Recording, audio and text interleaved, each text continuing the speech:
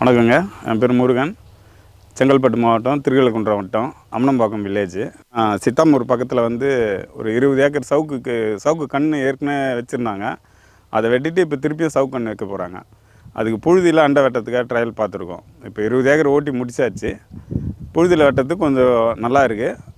இப்போ உடனே உழவு ஓட்டிட்டு திருப்பி சவுக்கு கன்று போடுறதுக்கு கரெக்டாக இருக்கும். சேத்துல பார்த்துட்டு அப்புறம் இப்போ புழுதியில் வந்து 20 ஏக்கர் டெமோ மொத்தமே பார்த்துருக்கோம்.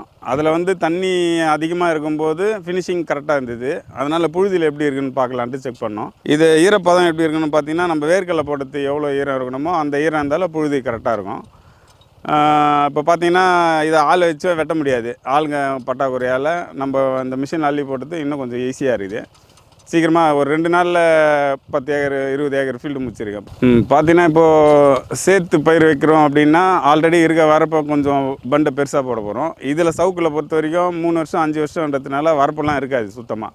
அதை நம்ம எந்த அளவுக்கு 5 பாயிண்ட் கலப்பையோ போட்டு ஓட்டிட்டு புழுதி வைக்கிறோமோ அந்த அளவுக்கு வரப்பு ஹைட்டாக எடுத்து போடும். பூமி ஆர் மிஷினில் வந்து அண்டை வெட்டுற மிஷினில் எக்ஸ்ட்ரா பிளேட் போட்டிருக்கோம். இந்த எக்ஸ்ட்ரா பிளேடு எதுக்குன்னு பார்த்தீங்கன்னா, சேடை ஓட்டுறதுக்கும் புழுதி ஓட்டுறதுக்கும் நம்மளுக்கு மண் அதிகமாக அள்ளி போடணும் வரப்புக்கு அப்படின்னும் போது இந்த எக்ஸ்ட்ரா பிளேடு மாட்டிக்கலாம். இது மூணு பிளேடு மட்டும் மாட்டினாலே போதும், அதிகமான மண் அள்ளி போடும். சைட்லலாம் நிறைய சவுக்கு மொக்கை இருக்குது. அதை அடித்தாலும் ஒன்றும் பிரச்சனை இல்லை. கல் சவுக்கு மொக்கை எது அடித்தாலும் தாங்குற மாதிரி தான் இருக்குது இந்த மிஷினு, ஒன்றும் பிரச்சனை இல்லை. இந்த மிஷினுக்கு பார்த்தீங்கன்னா, நம்மளுக்கு டிஸ்ட்ரிபியூட்டர் ஒன்று வச்சு 2 ஓஸ் எடுக்கணும் அவுட்புட்டு. அது எந்த டிராக்டரில் அது பண்ணாலும் கம்ஃபர்டபுளாக இருக்கும். பார்த்தீங்கன்னா, இதுதான் இந்த டிஸ்ட்ரிபியூட்ரு. இதுக்கு வந்து 2 லிவர் வச்சுருக்கோம். 2 பிஸ்டனுக்கு 2 லிவரு. இது வந்து ரிவர்ஸ்க்கு அந்த மல்டிபிள் யூஸ்க்கும் வேறு எதுக்குன்னா யூஸ் பண்ணிக்கலாம். அதை அந்த லிவர் ஆப்ரேட் பண்ணும்போது இந்த பைப் வந்து வரப்புக்கு இந்த பக்கம் மடிக்கும். நம்ம திரும்பி ரிவர்ஸில் லிவர் அழுத்தும் போது இது வந்து இப்படி வந்து மடிச்சிக்கும்.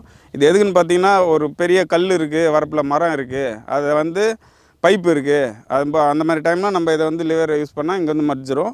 அந்த பைப்போ கல்லோ மரமோ போயிட்ட அப்புறம் திருப்பி இந்த பக்கம் பண்ணிங்கன்னா இது வந்து வரப்புக்கு வந்துடும்.